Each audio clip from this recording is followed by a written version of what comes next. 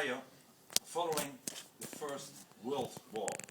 Both contemporary Israel and contemporary Jordan were part of the British Mandate of Palestine.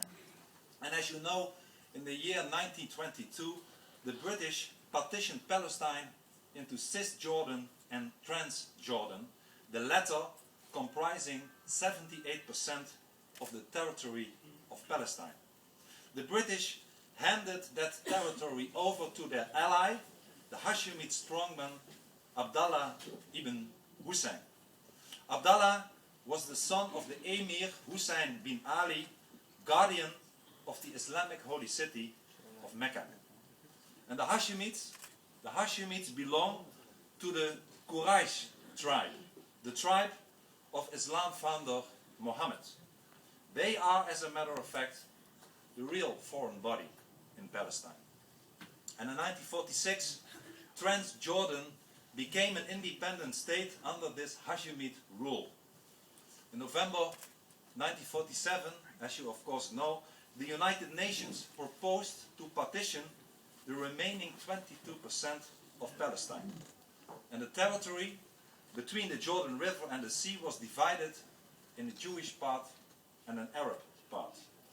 The Jewish representative accepted this United Nations partition plan, but the Arab representatives refused. And in an attempt to drive all the Jews in the sea, they began the 1948 war, which luckily they lost. But they took revenge, however, on the Jews in East Jerusalem and the rest of Cisjordan, the ancient provinces of Judea and Samaria, held by the Arab forces. This entire region at that time was ethnically cleansed of all Jews. Even the names of Judea and Samaria were at that time wiped off the map and replaced by the ridiculous term West Bank, a river bank of over 40 kilometers wide. Israel, including Judea and Samaria, has been the land of the Jews since time immemorial.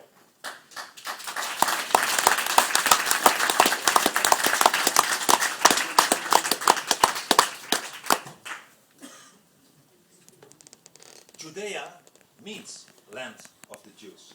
And never in the history of the world has there been an autonomous state in the area that was not Jewish. The diaspora of the Jews, which began after their defeat by the Romans in AD 70, did not lead to the departure of all Jews from their ancient homeland. Jews had been living in the Jordan Valley for centuries until the Arab invaders drove them out in 1948, when the provinces of Judea and Samaria were occupied by the Hashemite kingdom of Transjordan, which abbreviated its name to Jordan in 1950. And until 1967, when Israel regained the ancient Jewish heartland of Judea and Samaria, no one, not even a single Islamic scholar or a Western politician, ever demanded that there be an independent Palestinian state in the so-called West Bank.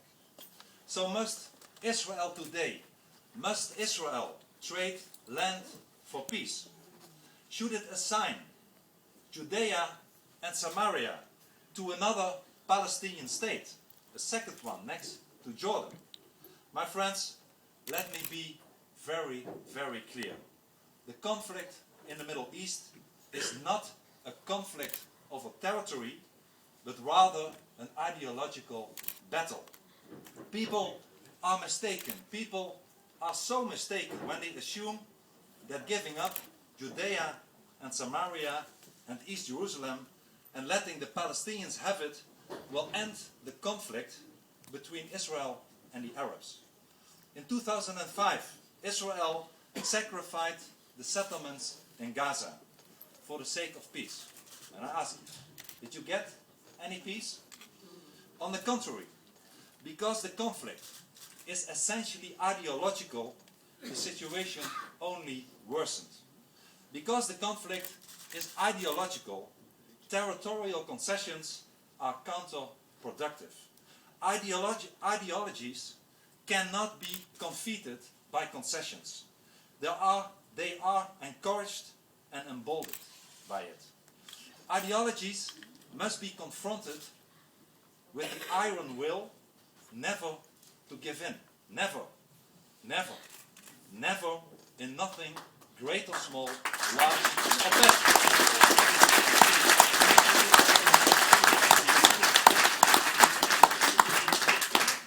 And that is the lesson which the world learned with those exact words from Winston Churchill when he confronted the evil ideology of Nazism. And this conflict here in the Middle East is not about land and borders, but it's about Islamic jihadism opposing Western liberty. From the moment that Israel was founded, the Arab leaders have rejected every partition plan and every initiative for territorial settlement. And why? Why? Because the Islamic ideology simply does not accept the concept of a Jewish state. Neither Hamas or Fatah are willing to recognize the right of the Jewish people for a state of their own in their historic homeland. No, I cannot repeat it enough, no territorial concession on Israel's part can and will ever change that. Don't let anybody fool you. Ladies and gentlemen, Israel's ideological enemies want to wipe Israel out as a nation. They simply deny the Jewish state the right to exist and to live in peace, dignity and liberty. For the sake of its own survival and security, Israel needs defendable borders. A country that is only 15 kilometers wide is impossible, almost impossible to defend. And that is an extra strategic reason why Jews need to settle in Judea and Samaria.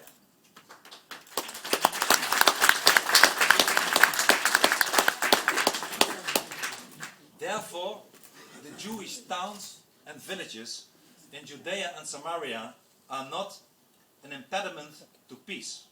They are an expression of the Jewish right to exist in their own land.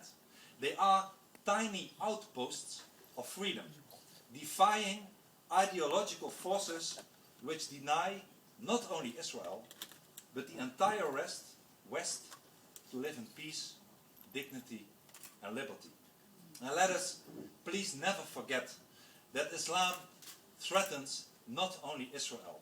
Islam threatens the entire world. Without Judea and Samaria, Israel cannot protect Jerusalem.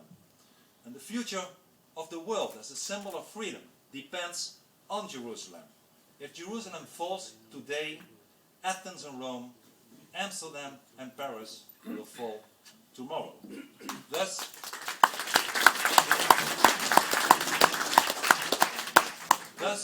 Jerusalem is the main front protecting our common civilization. When the flag of Israel no longer flies over the walls of the old city of Jerusalem, the West will no longer be free. However, a peaceful solution must also be found for the many Palestinians in the refugee camps in Lebanon, Gaza and elsewhere. Each year, hundreds of millions of euros and dollars are spent on the Palestinian refugees in international aid. And the financial assistance, however, did not provide the refugees a new home, a place to live, and build for a future for their children and grandchildren. But it's obvious. It's obvious where this place should be. It should be Palestine. Just as after the Second World War, the obvious place for the German refugees from the east to go was Germany. And since Jordan is Palestine, it's the duty of the Jordanian government to welcome all Palestinian refugees who voluntarily want to settle there. And until the late 1980s, Jordan's Hashemite rulers did not deny